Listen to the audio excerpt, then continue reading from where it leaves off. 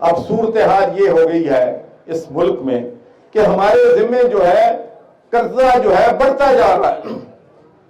ہم قرضہ لیتے ہیں، کرپشن کرتے ہیں، جیبوں میں پیسے ڈالتے ہیں، اور پھر سب سے کم بختی کی بات اس ملک میں یہ ہے کہ یہ جو چور ڈاکو لٹیرے چاہے وہ سوسائٹیوں میں ہیں، جہاں جہاں بھی ہیں، مجھے یہ بتائیں کہ اگر یہ پیسہ یہاں سے رشوت لے کے اس ملک میں رکھ لیں، یہاں کارخانہ لگا لیں تو چلو وہ لوگوں کو روزگار مل جائے، لیکن یہ لوگ پیسہ یہاں نہیں رکھتے. میرے بھائیوں، میں آپ کو بتانا چاہتا ہوں کہ صرف یو اے ای میں ہمارے ان پاکستانی ٹھگوں اور نوسر بازوں نے $10.8 بلین کی ایک سال میں ایک ملک میں انویسٹمنٹ کی.